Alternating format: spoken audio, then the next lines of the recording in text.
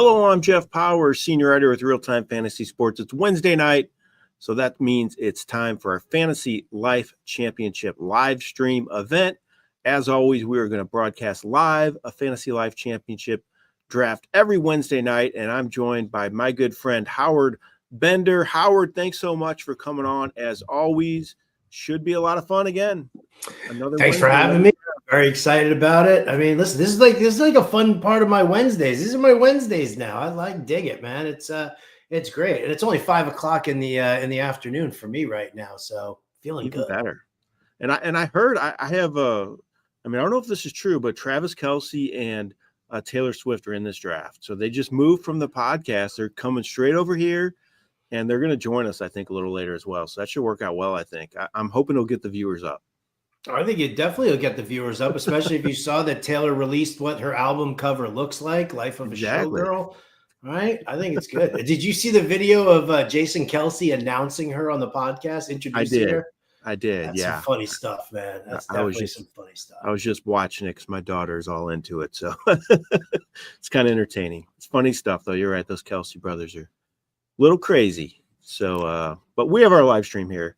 And I don't know if they're really joining, but you got a chance to win $500,000, so maybe they will. And even if they don't, you should join one of these Fantasy Life Championship leagues.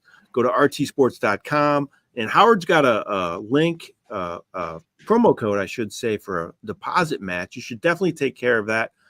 Take advantage of that if you never have. It's for first-time users. Howard, how do they do that?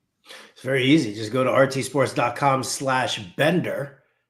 And it's right there. You'll see two buttons. It'll say draft against me. If you want to do the Beat Howard Bender Best Ball Championship, that's a $10,000 grand prize. And that'll take you to the available drafts for that tournament.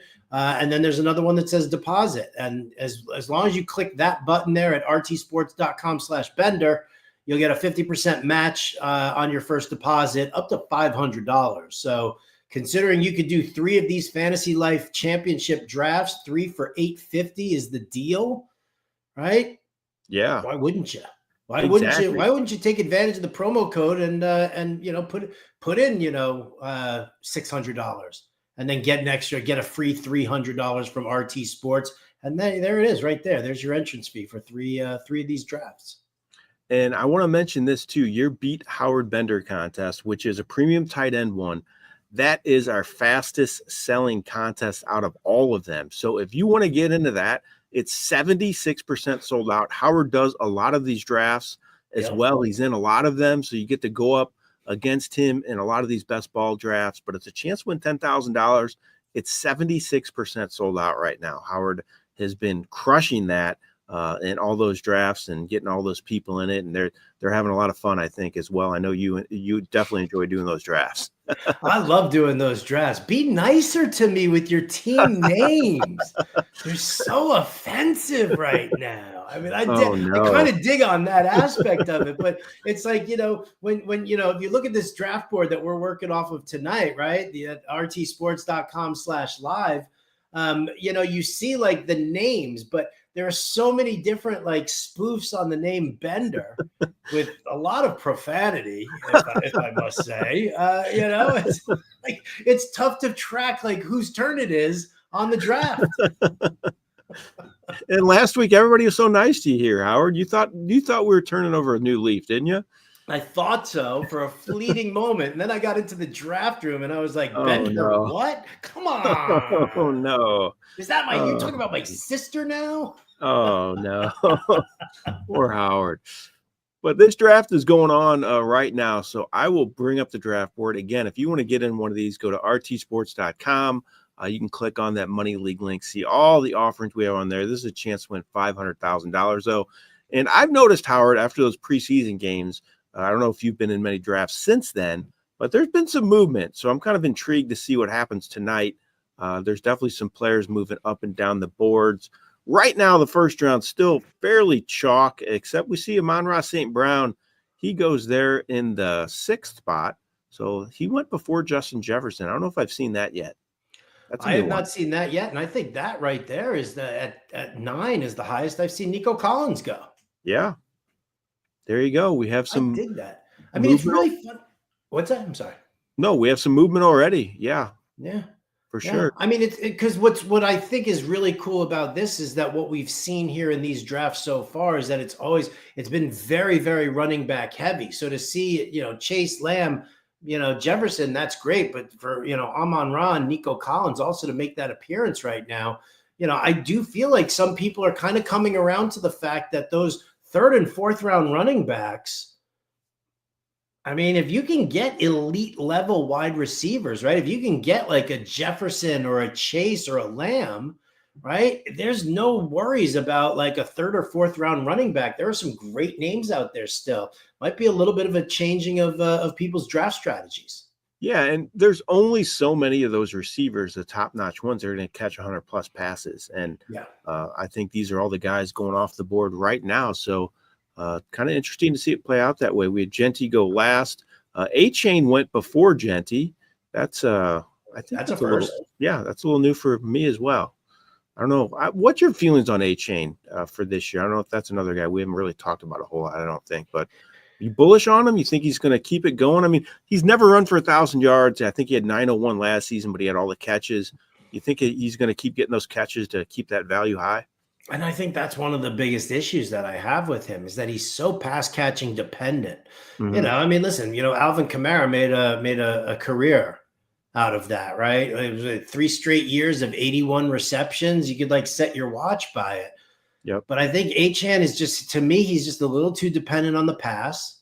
And he's too dependent on Tua, because if you take Tua out of the game, now granted, they haven't had a great backup, and maybe you like Zach Wilson and you think Zach Wilson can be a decent backup quarterback that that the team won't miss a beat. But from what we've seen now since Achane came into the league, is that once Tua is out, the passes over to Achane have not been as abundant. The production has not been strong. So I do kind of worry about that a little bit. I worry a little bit about the goal line stuff too. I don't know if there'll be a change in the guard there as well. It seems like McDaniel's a little stubborn when it comes to that, but maybe he changes this year and goes with more of a true short yardage option there in Miami, and that could really impact him as well. Ollie Gordon, right? That dude's a bruiser. He is. So, ironically, I did a USA Today mock draft for their little weekly Sports Weekly today, and I had the 12th pick, and I took the exact same combo that Beach Bums took. I took Ashton Genty and Derrick Henry. I had some debate there. I kind of wanted Neighbors or Thomas, but they actually went before. And I like kind of your thinking of the yin and yang. You've talked about this before. I went with the young guy and then the old dependable guy. I don't know if that's not quite the same, because you talk more about, running quarterback and a throwing quarterback, but I still felt like the age thing was something to consider at least. Well, because you know what Derrick Henry's going to do. You know that he's going to see volume. And like Derrick Henry has just been, I mean, sure, at some point or another, age will catch up to him. At some point it will, but then you turn around and you go with Ashton Genty, who's like all about the upside. It's a mystery box kind of a thing. He could be one of the greatest running backs that we've seen in the NFL, and he could be a top 5 fantasy running back by the end of this year. Right. Mm-hmm. But you always make sure that you have some safety there with Derrick Henry, who will always he'll always deliver a solid floor for you. Yeah. And so that second round goes Henry, Malik Neighbors, Chase Brown, Puka Nacua, Drake London, Jonathan Taylor, Bucky Irving. So Nakua's one guy I've noticed. He's starting to trickle down a little bit more in draft boards. I think people are worried about the Stafford injury and having Jimmy Garoppolo as a QB, and then Devontae Adams is there as well. So I think people are starting to get a little worried about Nacua.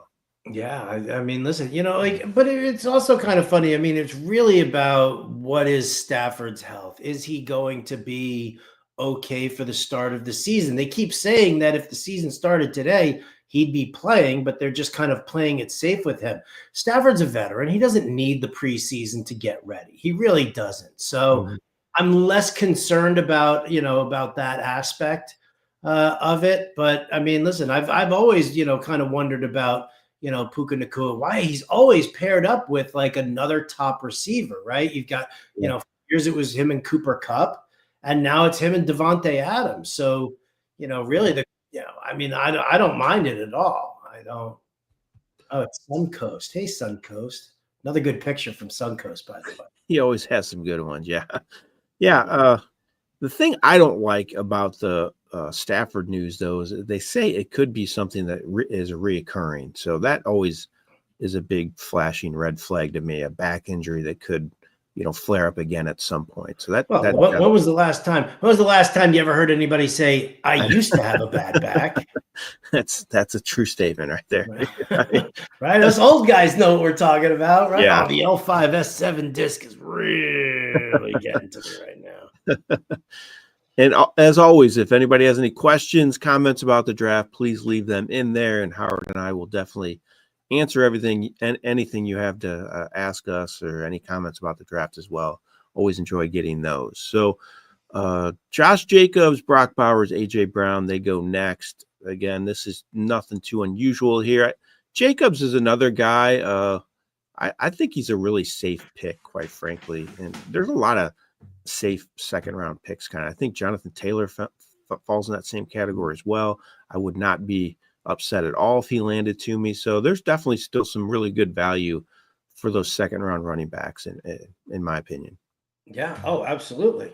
Absolutely. Like, that's the thing, is like running back, it's, deeper, I would say, as far as the position goes from what it's been over the last couple of seasons. Because again, like, we're going to get into third and fourth round running backs, and we're going to be like, oh my God, I love that guy too. So I think that. Let me ask you a question here. So Ron Stewart, who, if you guys have seen his YouTube page, Jeff, you pointed out his YouTube page to me. I'm curious as to what you think here. CeeDee Lamb, I've not liked any of my drafts where I take Brock Bowers early. I actually have only done it once. I did it in the FSGA league. Now, granted, that was a 14-team league, and I was picking on the wheel, right? And I probably should have gone running back there at that point, just based off of who I was drafting against. But I don't know, man. Second round, is that still? I mean, you're drafting him at his ceiling, so I don't know. Do you like that move? I agree. I think I've done it once as well. I did it in a best ball league, and quite frankly, I think he went even sooner than that. It was more towards the beginning of the second round that I made that pick. And you're right. I don't like the way my drafts have played out when I've done that. I felt better about my drafts when I wait on a tight end and take somebody in the 9th, 10th round, like a Evan Ingram or even Jake Ferguson later in round 11. He goes in that area, and I just think I like the value better there, and I'd rather load up on running backs and receivers early in the draft and use that draft capital on a tight end because, as you mentioned, I don't like my team build too much when it plays out that way. But maybe Mr. Stewart will change our opinions on that with the rest of his draft. I'm very curious to see how he builds the roster out, because, like again, I don't care about. To me, it's not about, starting off with a wide receiver and everybody goes for running back. It's a question of, if you take that tight end, are you conceding that you're not going to take a QB early? Are you going to go with that zero RB theory and you're not going to take your first running back until round 7 or 8? I mean, that's definitely a possibility here in that vein. But again, not really a strategy I like to employ.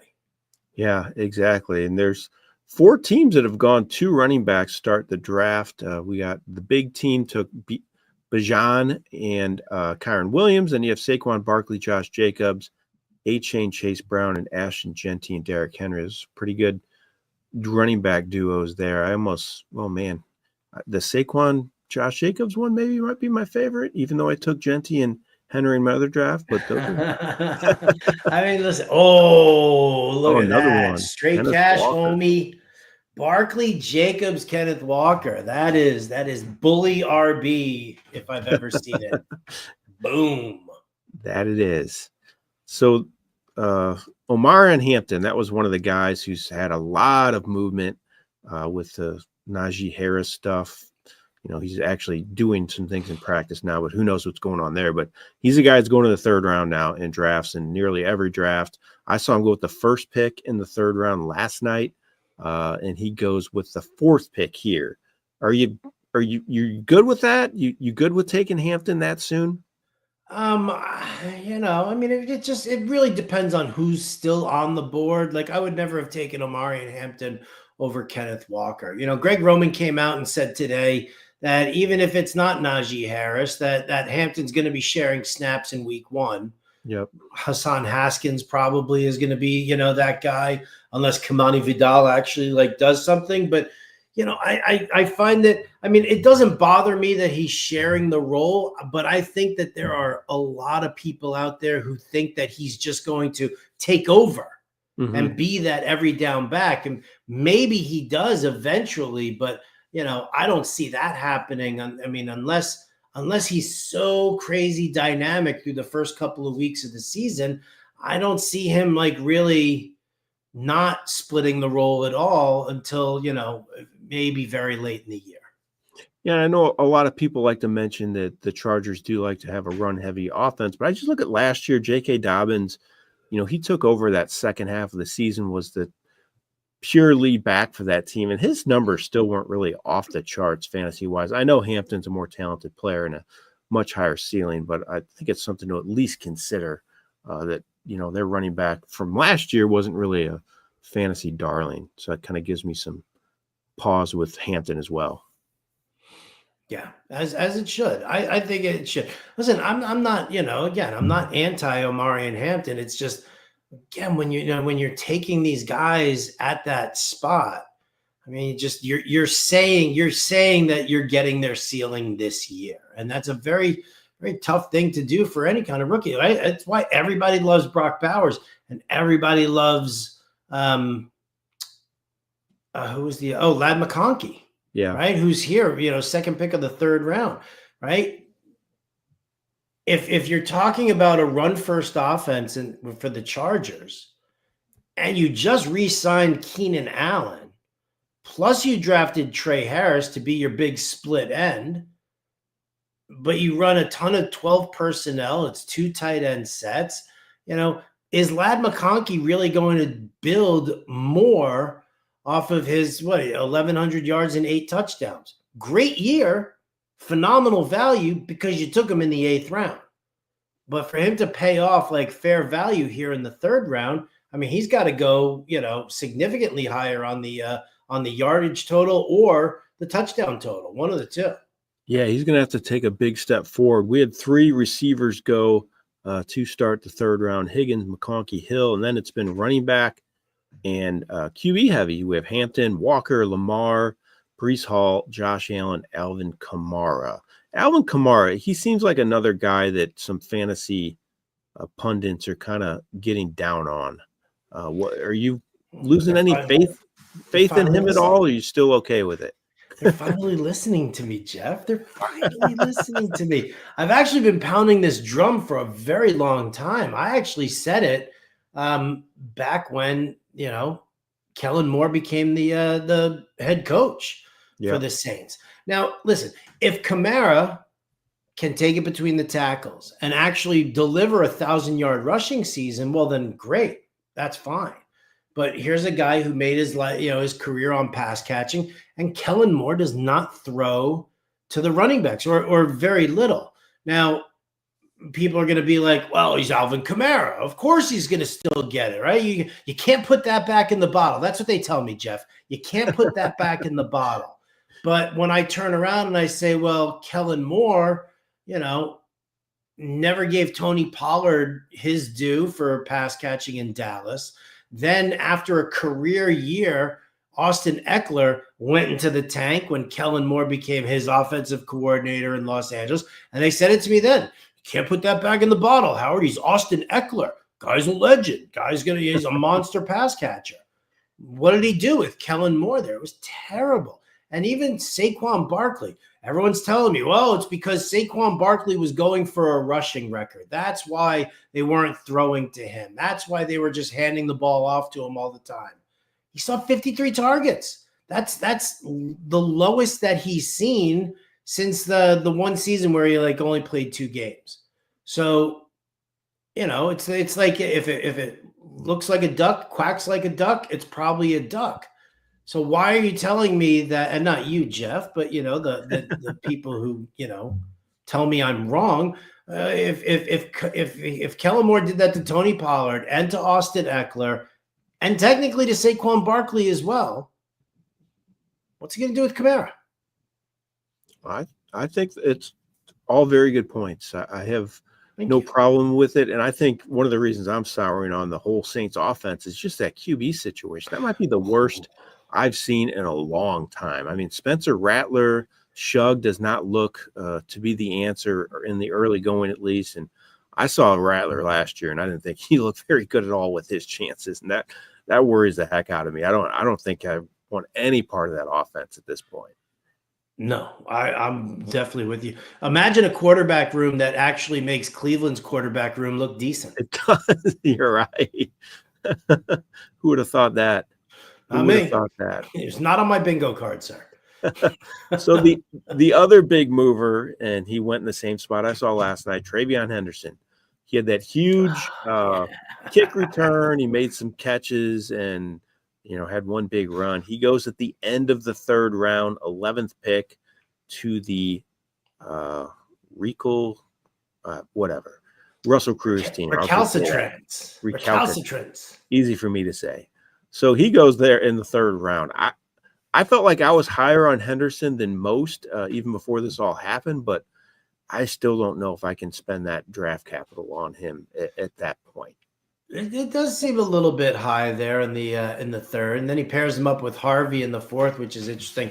But everything that I've looked at as far as what the Patriots are doing and what Josh McDaniels is doing really points towards Trevian Henderson. He's lining up everywhere. They're lining up as a wide receiver. They're lining him up as a slot guy, an outside guy.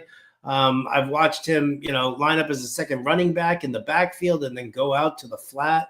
So Josh McDaniels is he's working him like as if Bob Kraft called him into the office and he was like, "Hey, Josh, do you remember all those Super Bowls that we were winning together? You remember all those games we were winning together? What did we have back then that was really helping us?" Oh, James White, pass catching running back, right? And I kind of feel like they are really pushing Trevian Henderson into that kind of a role. Now I'm hoping that they develop him more as an overall running back and they give him more work between the tackles. But for right now, I mean, I think he's going to be a PPR monster from the running back position. Yeah, definitely intriguing this year. And you're hearing a lot of great reports about Drake May. So it seems like Josh McDaniels is the anti-Kellen Moore when it comes to running backs catching passes. The yin and the yang there. That's the yin and the yang offensive coordinator approach. You got Marvin Harrison then is the first receiver for the Beach Bums team. He went Genty, Henry, and Hubbard. So he went just like straight cash, 3 straight running backs, the only 2 teams to do that. And then he got Marvin Harris as his first receiver, and then straight cash took George Pickens. So looking at those 2 teams, which I can already tell you like the Walker team probably a little better, right? I mean, Barkley, Jacobs, Walker. I mean, how do you argue against that? And I'm also bullish on Pickens as well. But you know what? I mean, Chuba Hubbard, Kenneth Walker, both. I love them both. I think they're great. I think they go back to back ADP wise usually. You can probably say Saquon Barkley and Derrick Henry are, will cancel each other out there. So then it's the old reliable Josh Jacobs versus the mystery box in Ashton Genty. So I can't really say that I dig straight cash homies trio of running backs a lot, but I can't really say that it's that much better than Beach Bums. I think that's a fantastic group right there. Both drafts are doing well for them. I agree. Yeah, I like both those teams. Harrison's still a little bit of a wild card to me, quite frankly. I'm still, even though last year you considered him having a down year for fantasy teams, and he still had 81 catches. So if that's a down year and he can get it going this year, I think could be a lot better for him this year. But I still think he's a little bit of a risky pick, quite frankly. Okay. I'm not going to argue that. All right. So We got have a so couple. many other things that we could argue about. That's true. We have a couple more QBs go this round, Hurts and then Daniel. So Hurts is the third QB off the board. I've been seeing him going like the 5th, 6th round in some drafts. So it's a little sooner for the Hurts. I mean, I think some people are expecting more pass attempts for him this year, and he's always going to get the tush push. So if that comes to fruition, I guess he could have another big season. I'm a big fan of Jalen Hurts. I think he's probably one of the more underrated guys. You saw that report where somebody turned around and was like, "Oh well, Jalen Hurts got carried by the rest of the Eagles. He did just enough to win." I mean, it's the same people who dog Patrick Mahomes because Andy Reid is like playing a more conservative offense, right? Yeah. Still getting the wins. That's the thing that I think a lot of people kind of forget. These guys don't give a crap about your fantasy team, whether you're playing in a high stakes league or not. If you're playing for half $500,000, right? They don't care. They don't care. You're not sharing that money with them. So, I think that, there's people don't seem to understand or kind of not that they don't understand that they tend to forget that these teams, it's all about the wins for them. They don't care how many points they score. Like it's not, yes, if you get like a record-setting kind of a season like Barkley had last year, you want him to get those records. You want him in like the lore of NFL action. But overall, these guys really don't, a lot of them don't really care about the individual accolades, which you have to admire. I definitely love that. I mean, yes, there are obviously selfish guys out there, but like these guys want the Super Bowl. And listen, I think the passion, it almost rivals, hockey players going after the Stanley Cup. Like that, I think is the most coveted championship in all of sports. But I think really the NFL players are really pushing for that Super Bowl just as hard.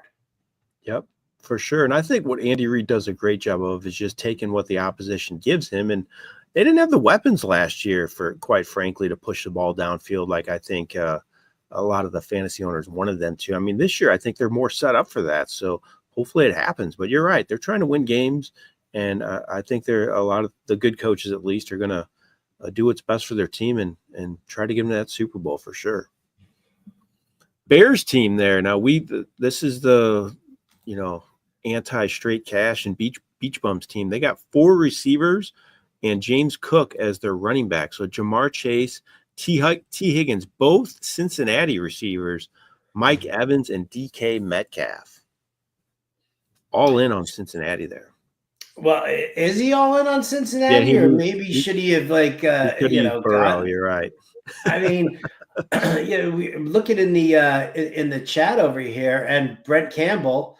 What's up, Brent? Always great to see Brent in here. He's always, he's super chatty, contributes all the time on the show, which is great. But he's like, I think I know who Bears take it on the 4-5 turn. And I was like, yeah, I think I know who Bears take it on the 4-5 turn there as well. And Bears didn't take on the 4-5 turn that I thought it was going to be. Seemed like it would have been the logical move going in. It would, unless it like he thinks it's going to fall to the 6th round. Exactly. I guess you never know.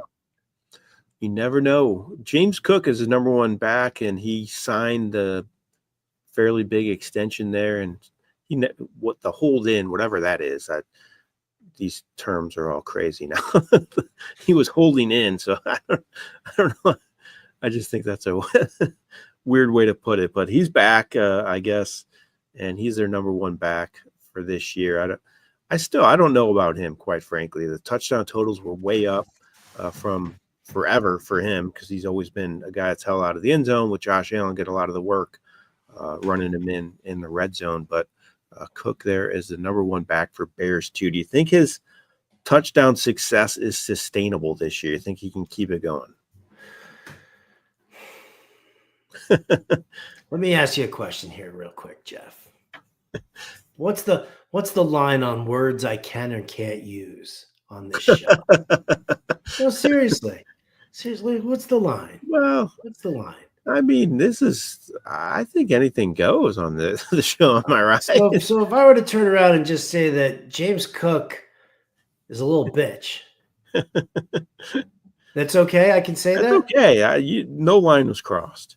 James Cook's a little bitch. Maybe This maybe dude's for sitting James Cook. there pounding the drum that he deserves $15-16 million a year. That's why he was holding out. Then he shows up to camp and he's like, I'm not participating. No, I'm not hurt. It's business. Business. That was like every report came in, like when you see like the updates, whether it's like an RTSports update or a RotoWire update or a Roto World update or a Fantasy Alarm update, it all says the same parenthetical thing there. James Cook, business, did not participate in practice.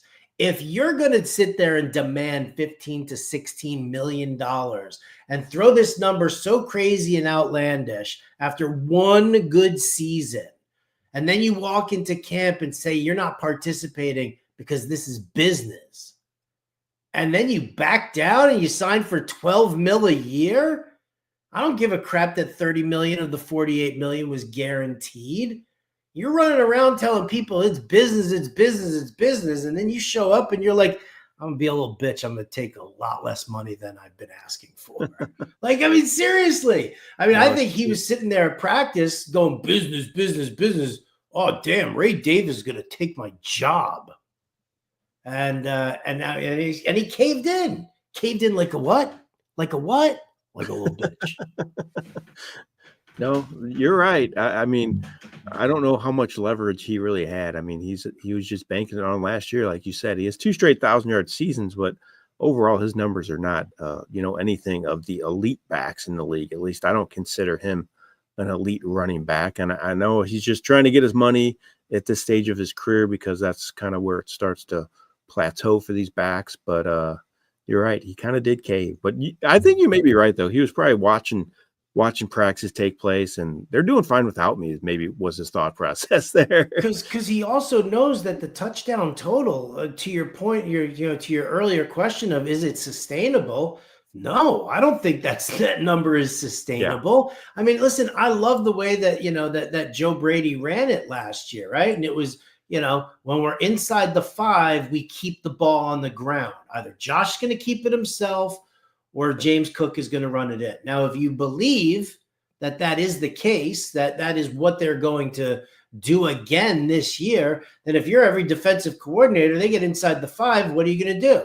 You're going to play against the run. You're going to put a spy on Josh Allen, and you're going to make sure that James Cook doesn't get through that line.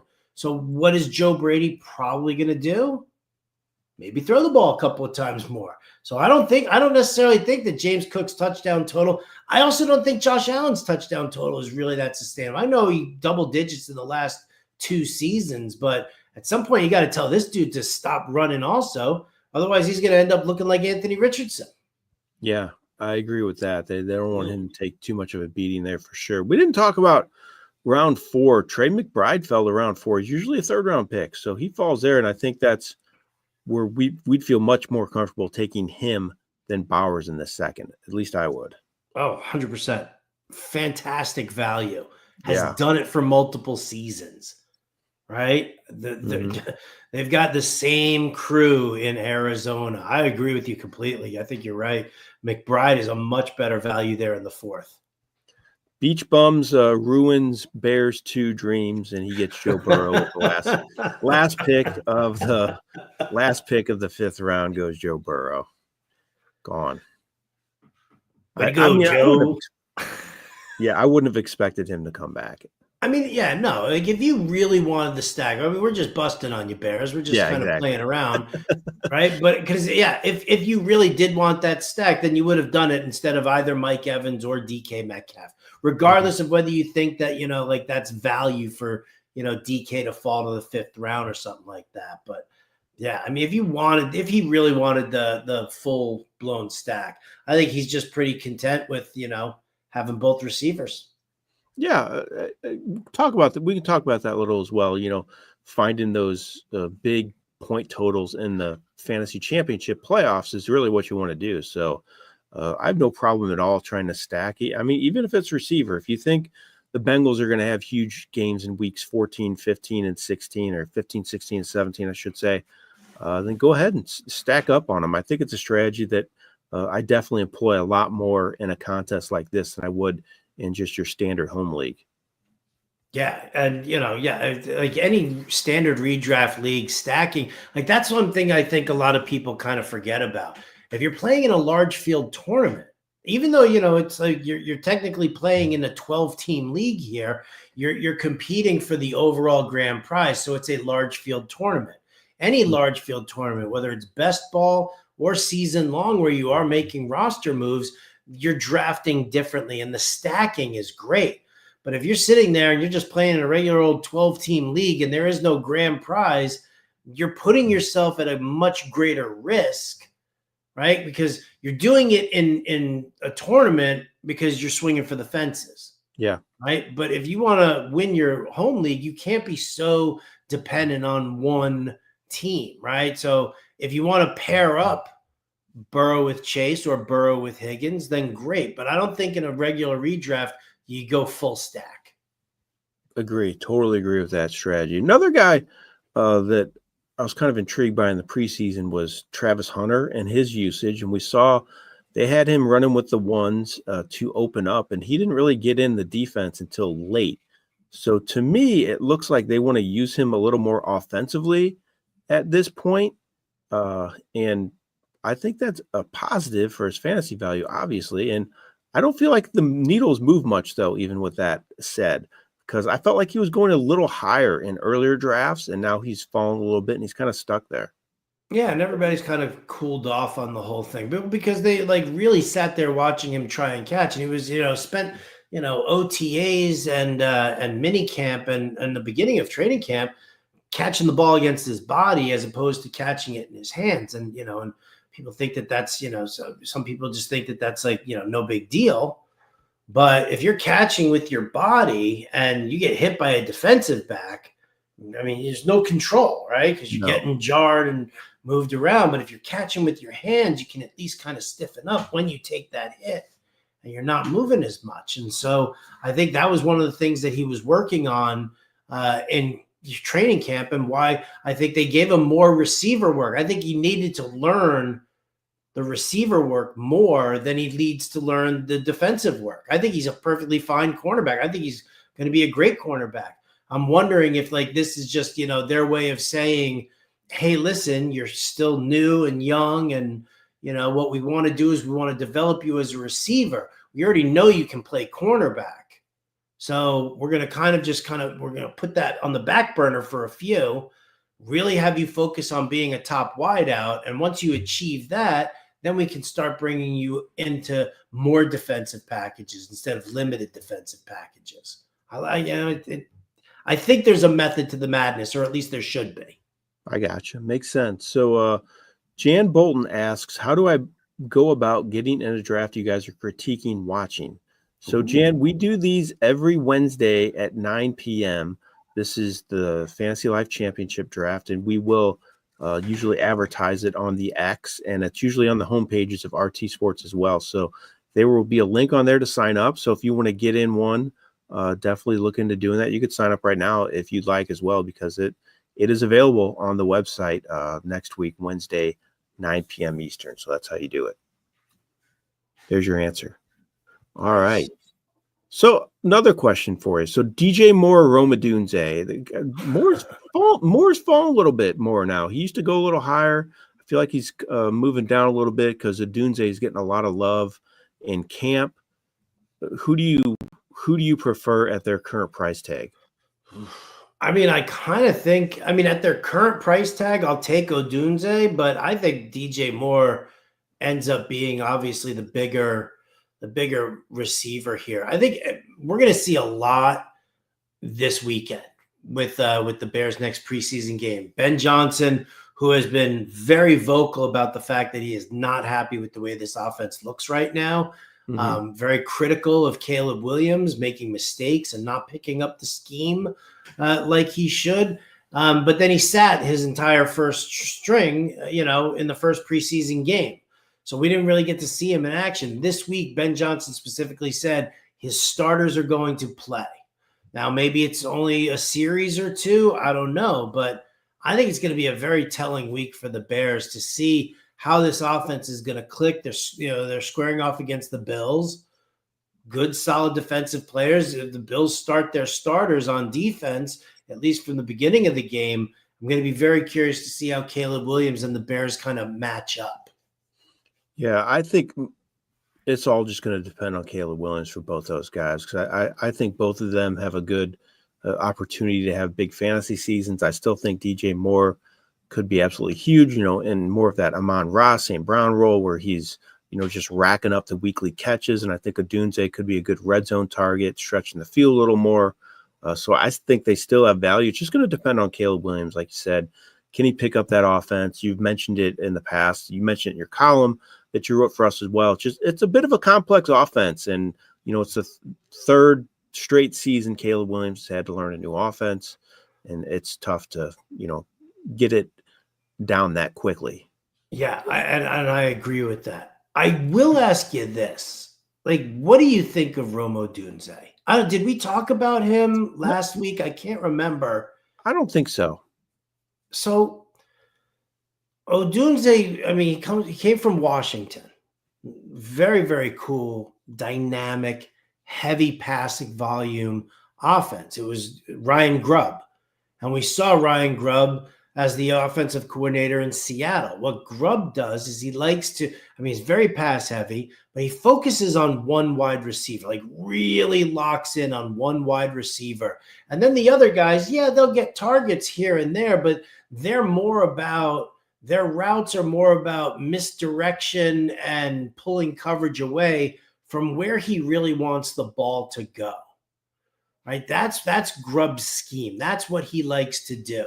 And he did that in Washington, and Rome Odunze was that guy.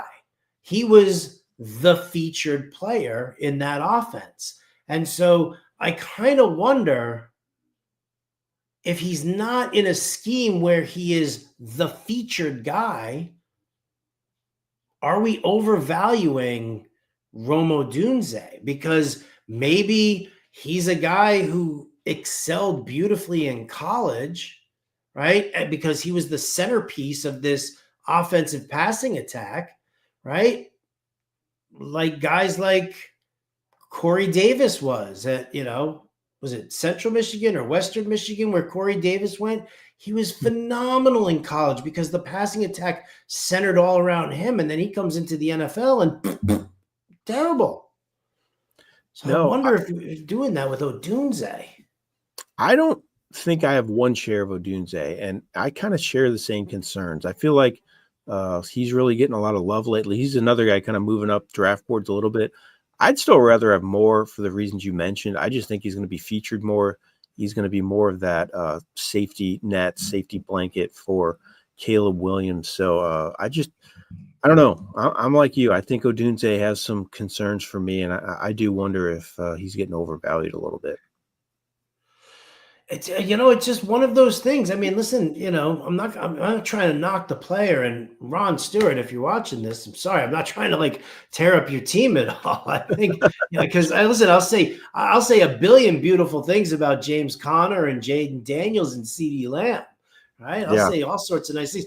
I just think it's just weird with Odunze because I think everybody is really this is his breakout year. This is his breakout year. This is his breakout year. Another guy, Matthew Golden. He's another guy that's getting a lot of love, moving up draft boards. I do like him. Just again, my concern though, that Packers receiver room is so crowded. I think Golden's clearly better than those guys, and he's the number one. I just hope he's used that way. If he's used that way, he could end up being great value there in round 6. I am hearing some really good things about him because one of the things that I like that they're doing is that they're giving him a decently expansive route tree, and you look at Matthew Golden and everybody focused on draft day about how fast he was, right? And how many times did we say, well, how does fast work in drafts? Darius Hayward-Bay, Henry Ruggs, all of these guys who were super fast at the Raiders always used to Al Davis used to draft them like clockwork, right? And then they stunk. But I think that they're developing Golden into being a more well-rounded receiver. And, and so I'm kind of digging on him as well. Not, Jaden Reed with the foot injury that's put him on the shelf. Christian Watson ain't coming He's back. still banged up. Yep. Right. I love Romeo Doubs just because I think that he's just like the most disrespected wide receiver, right? He doesn't need flashy, gaudy numbers. He just always seems to come up with a couple of big games every year, a couple of big catches every year. So I dig that, but I think Golden, the helium is probably true, like good for that. Because he was being taken in like the 10th or 11th round in drafts. So yeah, if that's going to kill some of his value, what are you going to do? Yeah, and just look at what these elite receivers did last year, like Brian Thomas, Malik Neighbors. These guys had 100+ catches as rookies, and I don't think anyone's getting the rookie respect that those guys got last year. So there's definitely a possibility for Golden to get it going there. And that couple teams there, the first two teams, they still have all running backs and receivers, straight cash, same way. So Super Beast, and then Russell Cruz team as well. Russell Cruz at the end also.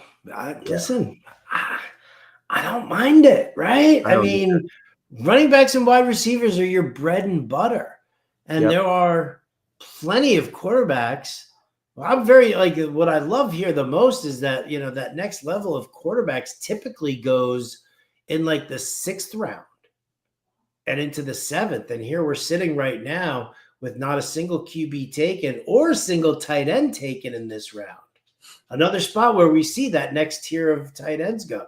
So I'm actually really digging on this draft. I think these guys are doing a great job loading up on that running back. Your bread and butter. It's your bread and butter. Yep. Totally agree with you there. That's my feeling as well. And I wanted to talk a little bit about, again, I hate to do it's the same team, but Ronald Stewart, he took Chris Olave. I feel like he's one of those guys that he's just falling, and then he's sitting there for you in round 7, and you're like, this guy's a number 1 receiver. He's got a ton of hype. In past years, it's just too good a value to pass up. But even with that said, I don't know if I've one share of him as well, but I think he's just one of those guys. He's sitting there and you just feel like he's too good to pass up. And it's still low. I may do it.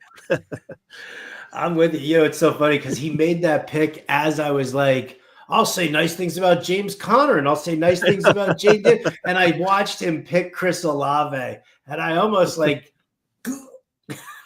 choked on my own spit for a second there. I agree with you, right? The dude's one hospital ball away from calling it a career. I don't, you hate to say stuff like that, and you could say, Christian McCaffrey is, one of the most injury prone guys out there, but yet people are still taking him in the 1st round. Why are we going to say that Chris Olave is injury prone? It's because his quarterbacks suck. They're terrible quarterbacks. So they are going to float some there. You're going to see a hospital ball. And if you've got the concussion history that Olave has, and I mean like extensive concussions, I fear for his safety. When I watch Chris Olave catch a pass now, Jeff, it's like, do you remember when Alex Smith came back from that leg injury and they'd show all the pictures of it and then you'd watch him get sacked and you were just like, oh no. Okay, he's okay. He's all right.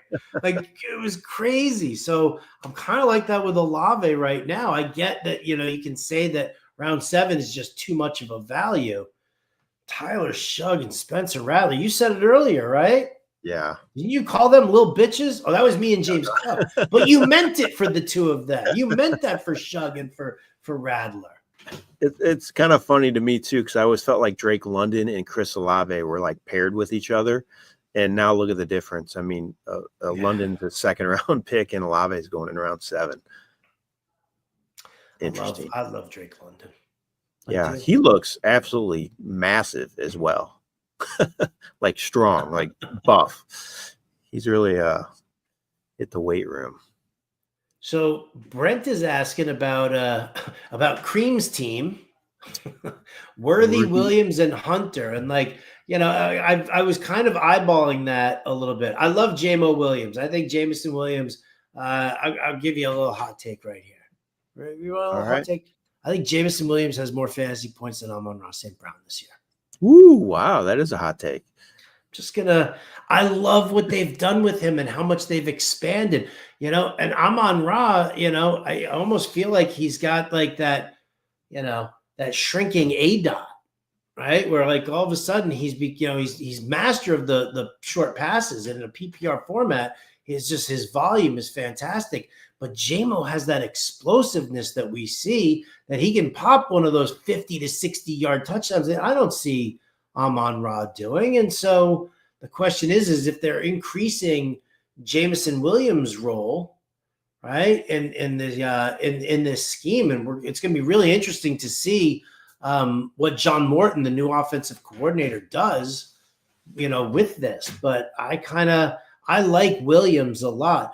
Worthy and Hunter, I mean, they're both very risky, but I also think that the upside with both is pretty significant, right? Like Worthy, I mean, we don't know if Rashee Rice is going to be suspended or not, but Worthy possesses that, I hate to like kind of compare it in that sense, but like the Tyreek kind of feel, like yards after the catch are going to be great, and then he can do a 60-yard touchdown, right? Like, yep. Boom.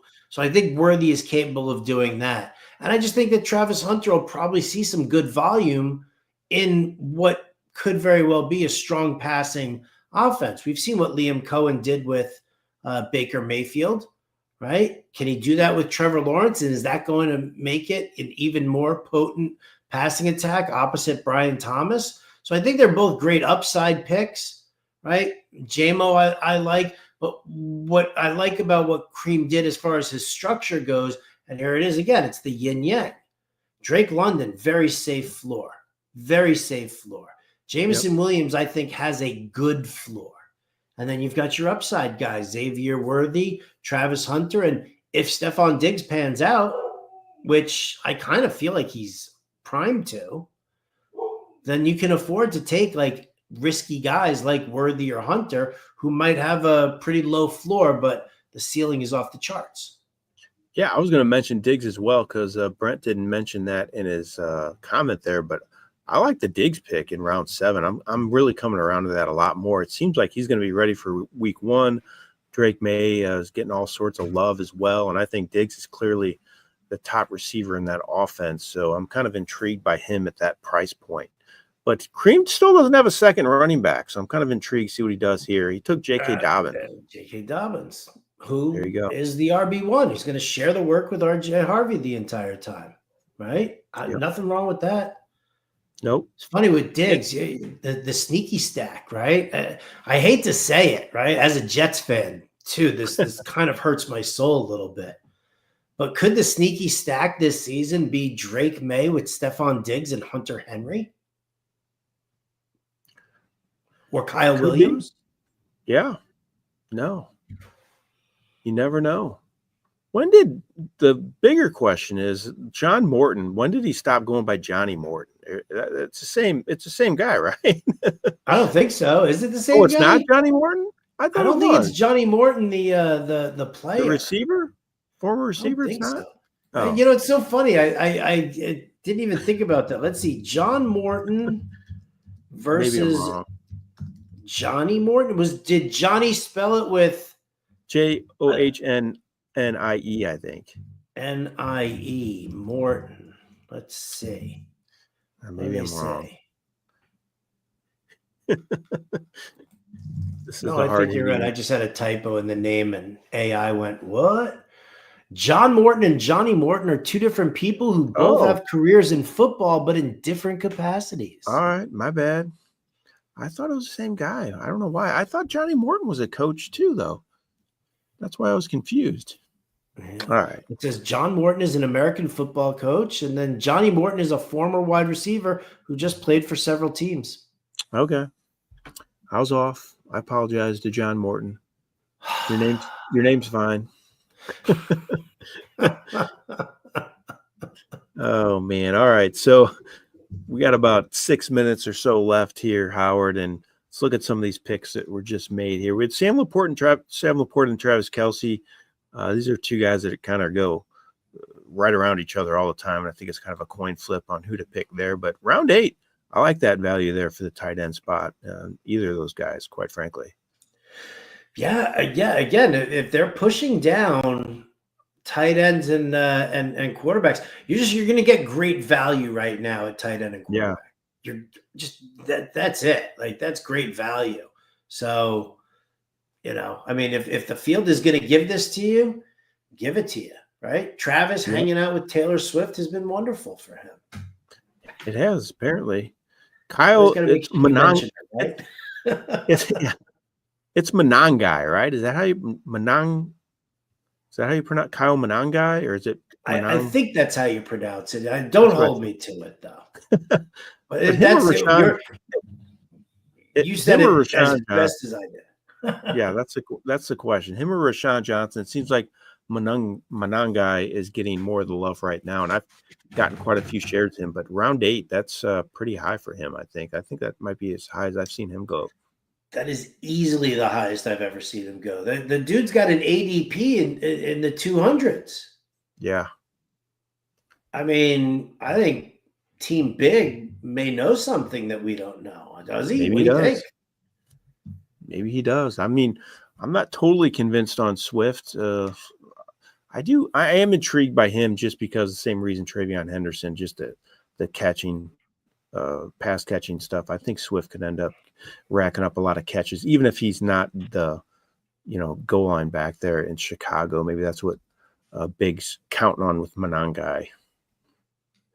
Yeah, I mean, you have to believe, if you're going to draft Manangai here, you have to believe that he's going to be like the ultimate touchdown vulture.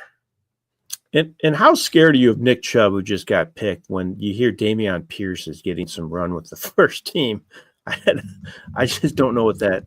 I know Chubb's kind of been nicked up as well, but still, that's not a great indictment of Chubb, in my opinion. No, it is really not. It makes me nervous because I love Nick Chubb. I love Nick Chubb so much. I've had Nick Chubb on my fantasy team every year since his rookie year. I'm the guy who bought the Chubb Crunch cereal and posted pictures of myself holding the box. I love him so much. When I hear that he just doesn't have that same burst, right? His angry runs were always so just amazing to watch. They say that he doesn't have that speed burst anymore, which kind of makes me a little bit nervous. It makes me sad that I think that, we could be watching somebody who shouldn't be playing anymore, but he just can't stop. He's like the Randy the Ram of football.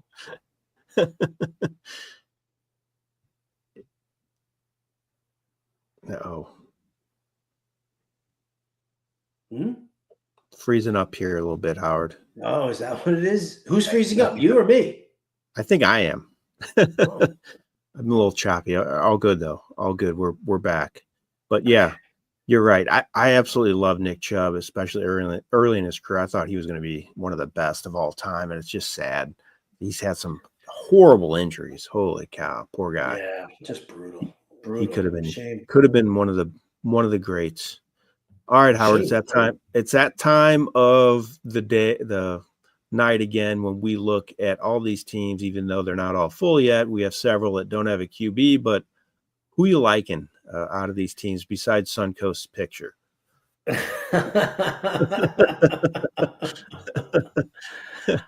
Let's see. My favorites so far. I mean, I like Straight Cash Homie, although I don't love the Rashee Rice pick on that. Who's my favorite here? There's really.